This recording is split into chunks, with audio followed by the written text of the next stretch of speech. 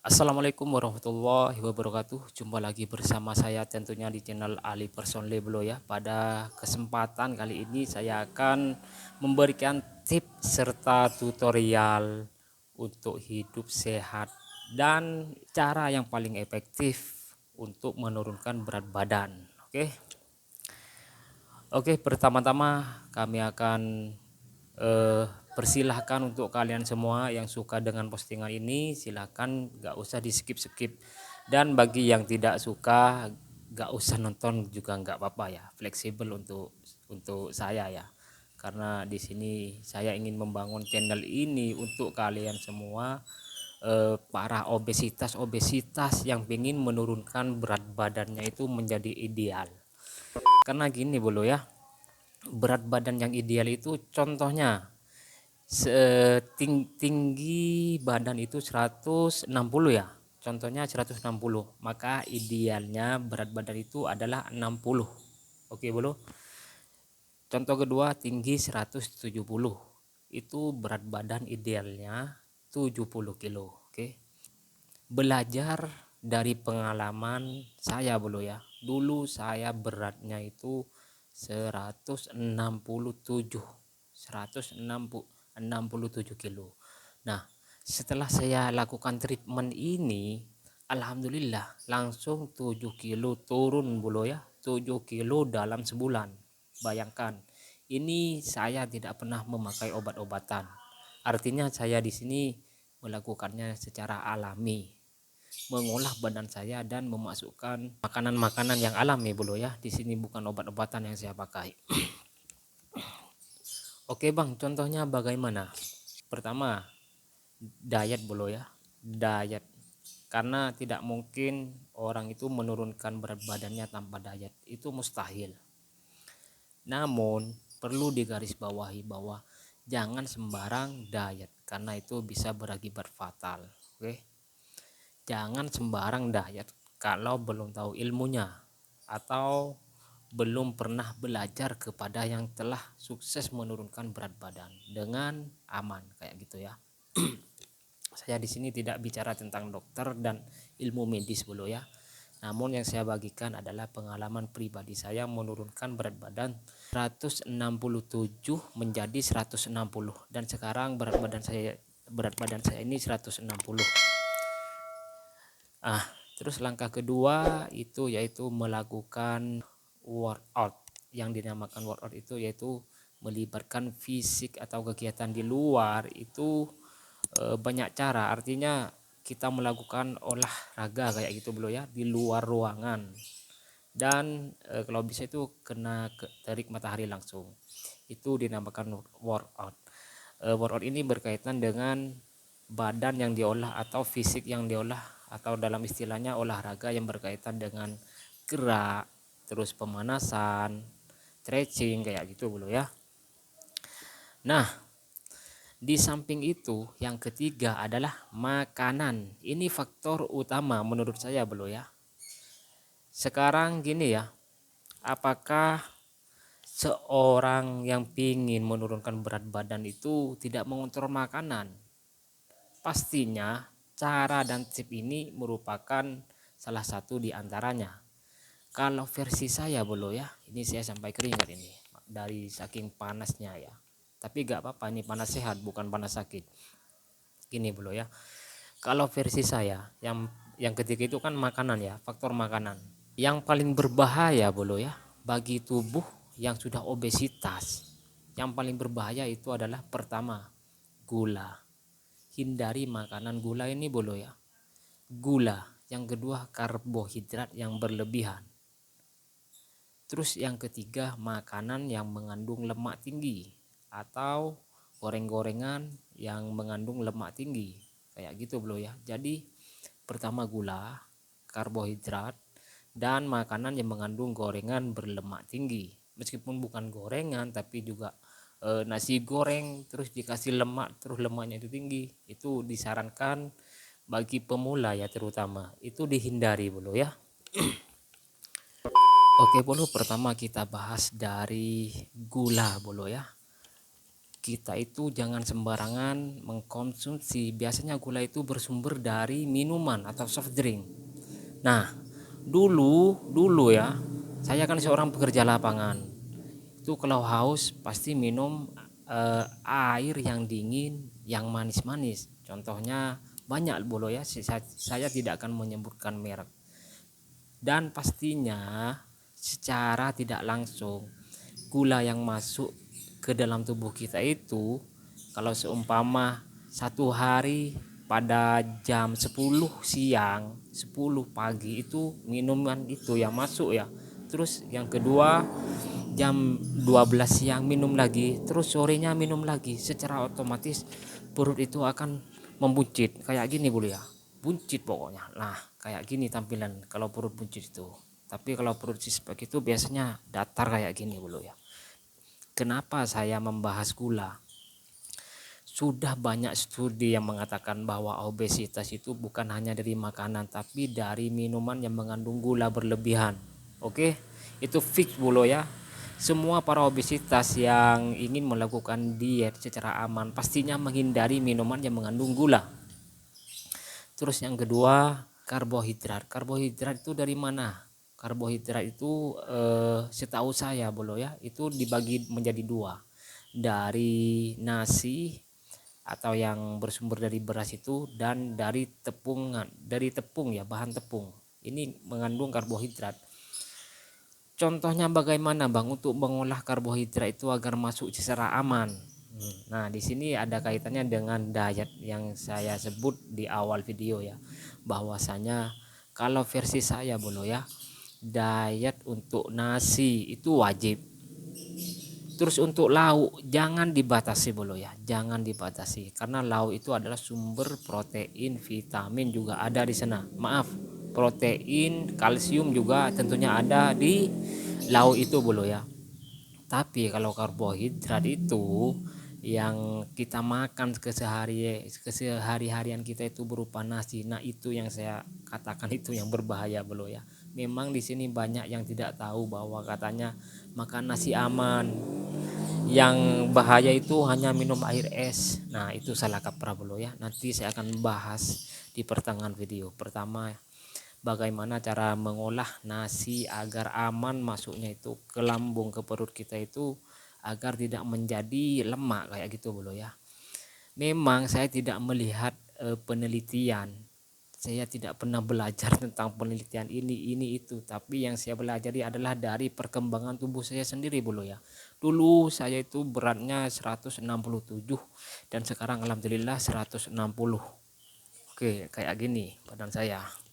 Sudah kekar keras, berotot kayak gitu bolo ya. Tentunya ini bukan satu kali dua kali saya lakukan treatment, tapi berulang-ulang.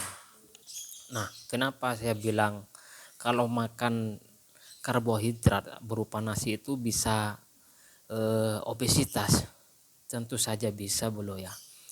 Dari pengalaman saya dulu waktu itu tahun 2024 akhir ya, itu saya makannya satu piring bolo ya, satu piring ini masih kurang, terus saya nambah lagi menjadi dua piring. Jadi pagi hari itu saya makannya itu satu piring full, satu piring sama lauknya bebas, pokoknya nasinya itu satu piring. Terus siang itu kan lapar sangat lapar bolo ya, itu saya makannya kalau enggak dua piring enggak cukup bolo. Jadi saat pagi itu satu piring, siang dua piring, terus ditambah malam lagi bolo ya. Yang paling bahaya itu malam, makan malam itu berbahaya untuk obesitas bolo, karena di situ akan terjadi penumpukan lemak secara ilmiah. Maka karbohidrat itu akan berkumpul dalam perut karena kita kalau malam tidak melakukan aktivitas, otomatis pengolahan di dalam perut itu kurang maksimal kayak gitu ya. Dan pada akibatnya saya itu pernah mengalami obesitas atau kelebihan berat badan, dimana berat badan saya itu dulu hampir 170 kayak gitu. Dan setelah saya melakukan treatment membatasi apa yang saya sebutkan tadi, maka alhamdulillah menjadi six pack ya menurut saya bolo ya. Caranya gimana Bang? Caranya Kalau nasi pagi itu makan 1 piring, kita itu belajar dulu ya, belajar mengurangi separuh dulu. Separuh nasi kita kurangin. Terus hari pertama itu kan separuh nasi, hari kedua tetap separuh dulu. Kita latih tubuh kita dulu ya. Terus yang ketiga harinya itu kita makan nasi seperempat piring. Seperempat piring, takarannya itu kan di piring. Jadi seperempat piring.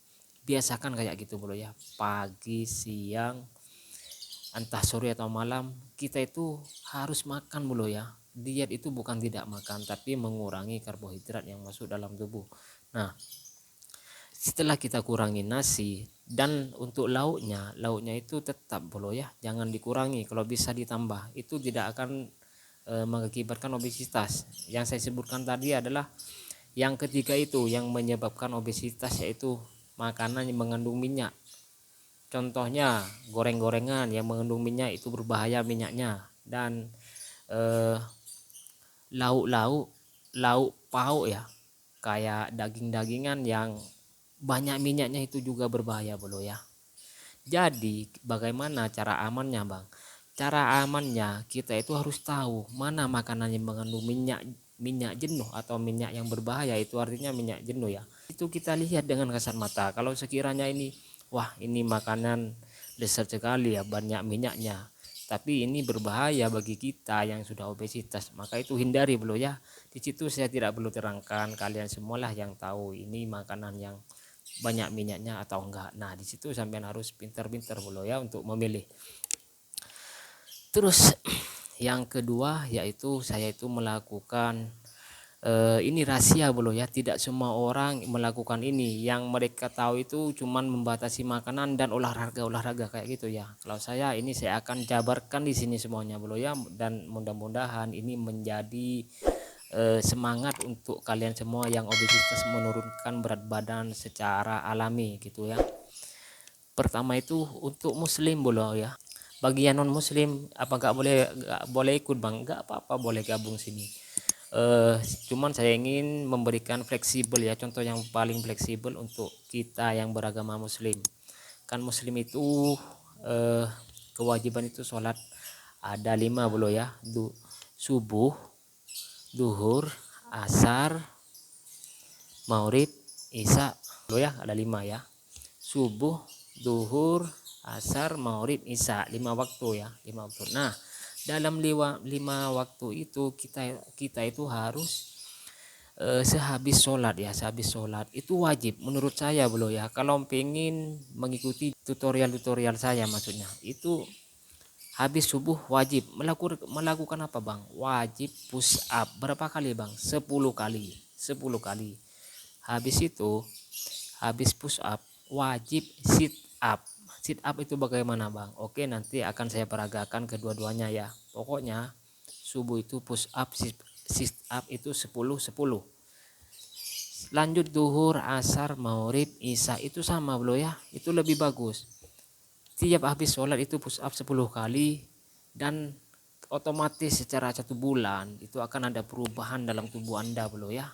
Yang semulanya kayak apa ya, kulit kayak tidak bertenaga, sekarang kan kelihatannya kan sudah keras bolo ya. Maaf ya bolo ya, bukannya saya ini pamer ndak, tapi ini hasil dari jerih payah saya selama kurang lebih sebulan menghasilkan badan yang kayak gini bolo ya. Oke, kita akan tutorial, saya akan memberikan contoh bolo ya. Karena saya akan memberikan contoh memperagakan push up yang benar dan sit up yang benar. Saya akan membuka ini dulu ya.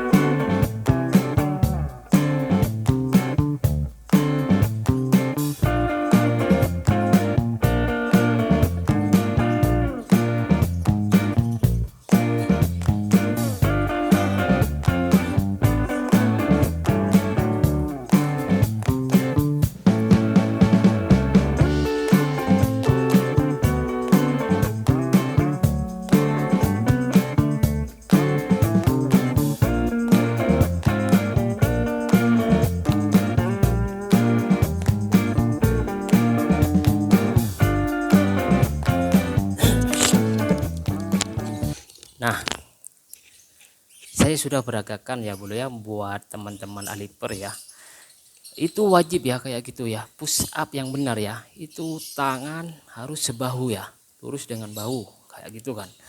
Terus kaki itu tidak boleh bengkok, harus lurus.